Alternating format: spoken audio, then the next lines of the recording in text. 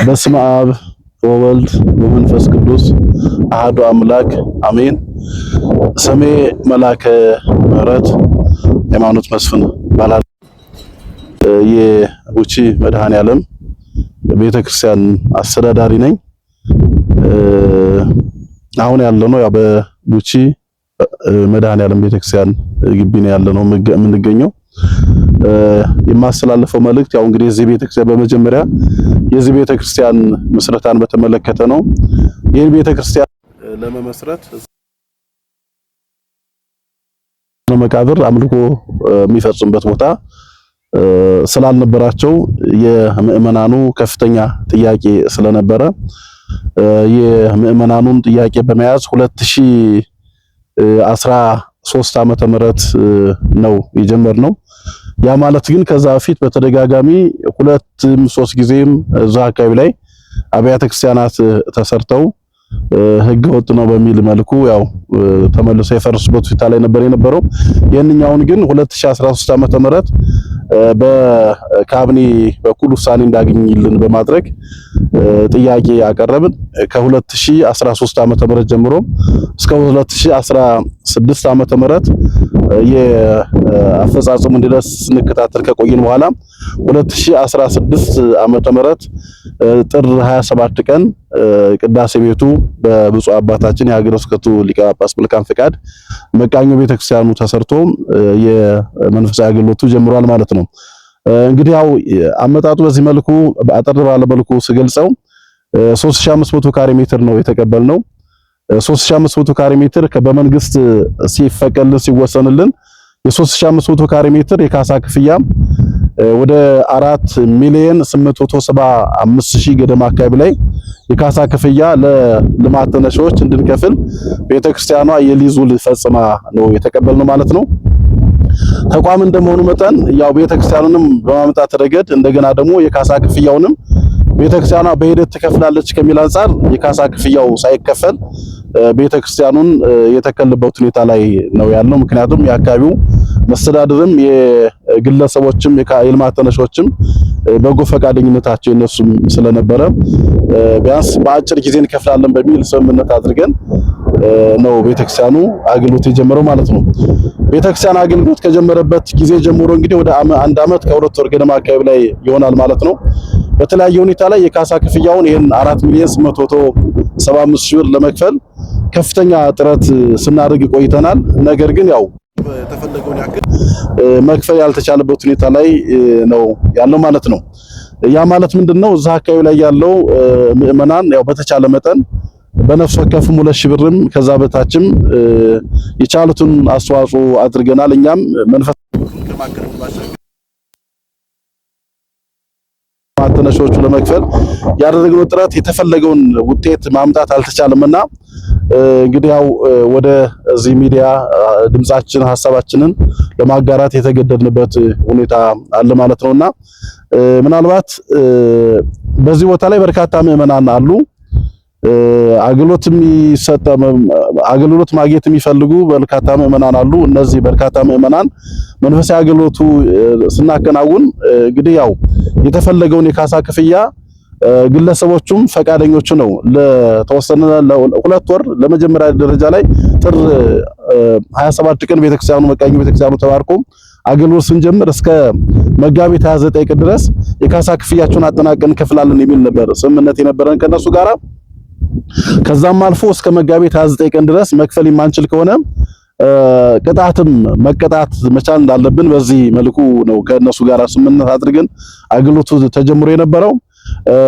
ምክንያቱም ያው ግን የአቅሙ ውስንነት ስለነበረ የአካባቢው ማህበረሰብም የሚችለውን አድርጎ ከዛ በላይ ግን ያን ነገር ማድረግ ስላልተቻለ እንግዲህ ያው እነሱም የሰጡን በመልካምነት በቅንነት ያደረጉት ነገር ከጊዜ በላይ ያው ስለረዘመባቸውና ትንሽ ቆየት ስላለ ተመልሰው እነሱም ያው በአሁኑ ሁኔታ ላይ ቆየብን፣ ዘገየብን፣ ከዚህ በላይ ልንታገሳቸው አንችልም፣ ቤተክርስቲያን ነው ግን ቢሆንም እኛም ደግሞ የሚለው ነገር ትንሽ የተወሰነ ሁኔታዎቹ ደስ የሚሉ ነገሮች ያሉት ቀጣይ ያለው ሁኔታ ላይ ማለት ነውና ምናልባት አሁን እዛ አካባቢ ላይ አምልኮት ስንፈጽም እኛም እየተሳቀቅን ያለ ነው።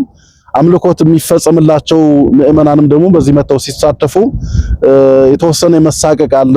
ባለ ይዞታዎቹ አካባቢም ላይ ቅንነታቸውና መልካምነታቸውን ሳናድቅ አናልፍም። ነገር ግን ጊዜው በጣም ረጅም ስለሆነ አሁን ባለው ሁኔታ ላይ ግን የተወሰነ ከኛም ጋር ያለው ሁኔታ ላይ እየሻከረ የመጣበት ሁኔታ ላይ እዛ አካባቢ ላይ ያለው ምእመናንም ደግሞ ያው በጥሩ እይታ ላይ አለማየት አለመመልከት እነዚህ ሁኔታዎች አሉና ምእመናን በሀገር ውስጥም ከሀገር ውጭም ያላችሁ ይሄንን ቀረጻ የምትመለከቱ የተቻላችሁን ያክል እንደው በእግዚአብሔር ስም ነው እናሳስባችሁ።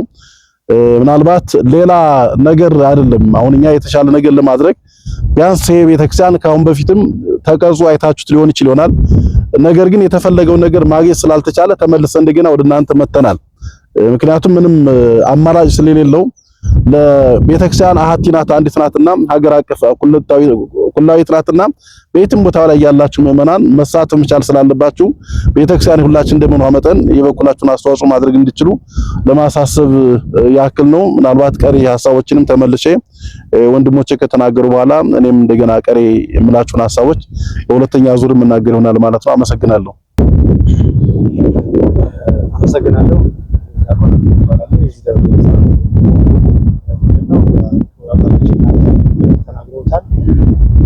ቤተክርስቲያን መስረት አሁን በዚህ ዘመን ላይ በሆኑ ብዙ ውጣ ውረድ አለው፣ ብዙ ፈተና አለው። እዚህ አካባቢ ደግሞ ከከተማ ወጣ ያለ በመሆኑ ለየት ያደርገዋል። እኛን ትንሽ ከሌላው ለየት የሚያደርገው ከተማ ወጣ ያለ በመሆኑና በተፈለገው ጊዜና መጠን አስፈላጊውን ነገር ማግኘት በማይቻልበት ሁኔታ ላይ መሆኑ ነው። አጠቃላይ ግን ምንድነው ከተማ አስተዳደሩ እኛ የዚህ አካባቢን ህዝብ ፍላጎት መሰረት አድርገን ስንነሳ ይህን ፍላጎት መሰረት አድርጎ ከተማ አስተዳደሩ ለሃይማኖት ተቋማት በመመሪያና በደንብ መሰረት ለዚህ ቤተክርስቲያንም ለዚህ አካባቢ ምዕመናንም ጥያቄ መልስ ይሆን ዘንድ ይህን ቤተክርስቲያን 3500 ካሬ ሜትር ዳውን ቤተክርስቲያኒቷ እንድትከፍል ተደርጎ 4,875,000 ብር ለዚህ ቤተክርስቲያን ካሳውን የቤተክርስቲያኒቷ እንድትከፍል ተደርጎ ወደዚህ መተናል ማለት ነው። በዛ መሰረት መቃኞ ቤተክርስቲያኑ ጥር 27 እንደተባለው ተመስቶ ከዛ ጊዜ ጀምሮ አገልግሎት እየሰጠን ያለ ነው። ይሁን እንጂ ምንድነው ወዳው ባለመከፈሉ ምክንያት እዚህ ጋር ገባሪ ተአምር እያደረገ ያለ ጸበል አስገብተናል። ይህ ጸበል እኔም እንደምታዩት ከቤተክርስቲያኑ ጋር አብሮ ተያይዞ የተሰራ ነው የሚመስለው። የታቦት መዞሪያ እንደምታዩት የለም። ማስፋፊያ ያስፈልጋል። ግን ከዛ በፊት ግን መሰረታዊ የሆነው የዚህ ቤተክርስቲያን ዕዳ ባለመከፈሉ ምንም አይነት ግንባታ ሌሎች መሰረተ ልማቶችን ማስፋፋትና መገንባት አልቻልንም ማለት ነው።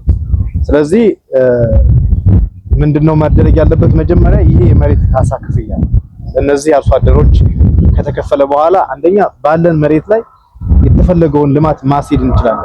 ሁለተኛ ደግሞ ቀጣይ ማስፋፊያ ቤተክርስቲያን ሰፊ ይዞታ መሬት ስለሚያስፈልጋት ማስፋፊያ ማድረግ እንችላለን ማለት ነው። ግን መሰረታዊ የሆነውን ይሄንን 4,875,000 ብር ከዚህ ላይ የተወሰነ ተቀናሽ አድርገን ወደ 4 ሚሊዮን ገደማ የሚቀር ዕዳ አለ። ይሄንን 4 ሚሊዮን በመላው ዓለም ያሉ ኦርቶዶክሳውያን አንዳንድ ብር ቢያዋጡልን 4 ሚሊዮን ሰዎች ዕዳውን በአጭር ጊዜ ከፍለን ቀጣይ ያሉ ፕሮጀክቶችን ደግሞ እንደዚሁ ለምዕመናን በመላው ዓለም ላሉ ምዕመናን የምናሳውቅ ይሆናል ማለት ነው። ውድ ኦርቶዶክሳውያን ምዕመናን የመንፈስ ቅዱስ ልጆቻችን በሀገር ውስጥም በሀገር ውጭም ያላችሁ ምናልባት ያው ቅድም ያላነሳ ነው እስካሁን እናንተ ምን አድርጋችኋል የሚል ጥያቄ ውስጣችሁ ሊፈጠር ይችል ይሆናል። በአንድም በሌላ መንገድ ካሁን በፊትም ያው በትንሽም ቢሆን ቀረጻ ተቀርጾ አይታችሁ ሊሆን ይችላል። ያን ያው በተቻለ መጠን የተፈለገውን ነገር ማግኘት አልተቻለም። በጣም እርግጠኛ በእግዚአብሔር ስም ጠርቼ ነው የምነግራችሁ። ከዛ ውጪ ግን በአካባቢ ያሉ ምዕመናንን በማስተባበር እንዲሁ ደግሞ አንዳንድ እናንተም በዚህ መልኩ ተሳትፎ ያደርጋችሁትን ጨምረን ወደ ካሁን ከገለጽነው 4,875,000 ላይ ወደ 1 ሚሊዮን ገደማ አካባቢ ላይ የሚሆነውን ማለት ማሳገሻ በመስል መንገድ ለካሳ ተከፋዮቹ ገቢ ያደረግንበት ሁኔታ ላይ አለ። ነገር ግን አሁን የነበረበት አጠቃላይ ወደ መንግስት ካዝና ገቢ ሆኖ ቤተክርስቲያኗ ውል የፈጸመችው ከመንግስት ጋር ስለሆነ በዛ መንገድ ነበር መከፈል የነበረበት። ለነሱ ግን ማስታገሻ ሊሆን ይችላል ከሚል አንፃር በዚህ መንገድ ወደ 1 ሚሊዮን የሚደርስ የተሰበሰበችው ሳንቲም በአካባቢ ኮሚቴዎችም በቤተክርስቲያኗም ያን ወደ እነሱ መስጠት የቻለበት ሁኔታ ላይ አለ። ሌላ ግን ያው ምዕመናን ልጆቻችን ነገራችሁ ነገር ምክንያቱም በህጋዊ መንገድ ቢመጣም የ3 ዓመት የ4 ዓመት ቆይታ ቀላል አልነበረም። ብዙ ጣና ወረዶች አሉት፣ ብዙ እንግልት ስቃይ ነበረው። መንግስትም የዚህን አካባቢ ችግር ተረድቶ በእውነት ለአካባቢው ቤተክርስቲያን እንደሚያስፈልገው አምኖበት ትብብሩና ድጋፉን አድርጎልናል የሚችለው። ነገር ግን ከካዝናው አውጥቶ መክፈል ስለማይችል ቤተክርስቲያኗ ስለሆነ መክፈል መቻል ያለባት፣ እኛም ደግሞ ምእመናን ልጆቻችንን ተስፋ አድርገን ቤተክርስቲያኑን ከነሙሉ ማለት በጣም በተስፋ በ2 ወር በ3 ወር ባልቆየ ሁኔታ ላይ እንከፍላለን ብለን ነበር አምተን የነበር ነው። ያ ግን ያው ፈቃድ እግዚአብሔር ነው ብለን ባንናገርም አልተቻለም፣ አልከፈልነውም፣ አልተከፈለም እና አሁን 1 ዓመት የመክፈያ ጊዜ በውልም ስንፈጽም ሊዙን ላይ ስንፈጽም ምናልባት ጊዜ ገደብ አለ። ያ ጊዜ ገደቡ ካለፈ ቤተክርስቲያኗ ሌላ ጥያቄ ውስጥ የሚያስገባ ነገር እንዳይፈጠርብን በተቻለ መጠን ይሄንን ድምጽ የምሰሙ ኦርቶዶክሳውያን ባካችሁ በተቻለ መጠን ስለ መድኃኔዓለም ብለን ነው፣ ታቦቱ መድኃኔዓለም ነው። እናንተም ደግሞ ስለ መድኃኔዓለም ብላችሁ በእውነት እግዚአብሔር በሚያውቀው በቅርበትም ያላችሁ በውጭም ያላችሁ እንደው ትክክለኛ መረጃውን ለማወቅ ከፈለጋችሁ በአካባቢ በምታውቁት ሰው አማካይነት መጠየቅም ማየትም ይቻላልና ግልጽ ነገር ነው የምንነግራችሁ። ሌላው ህንጻ ባካችሁ ስለ መድኃኔዓለም ስራችሁን ህይወታችሁን ማንነታችሁን ይባርካልና ስለ መድኃኔዓለም ብላችሁ የበኩላችሁን አስተዋጽኦ ማድረግ እንድትችሉ ይሄን ዕዳ ከፍለን እኛም ደግሞ ዕዳው ቢከፈልን የተደረገውን ነገር በመልሰን በሚዲያ መናሳወቅ የሚሆንበት ሁኔታ ላይ ይኖራልና ባካችሁ ተባበሩን። ስለ መድኃኔዓለም ተባበሩን። አካባቢው ስልክ ቁጥርም ይኖራል፣ እንደገና ደግሞ ባንክ ቁጥርም ይኖራል።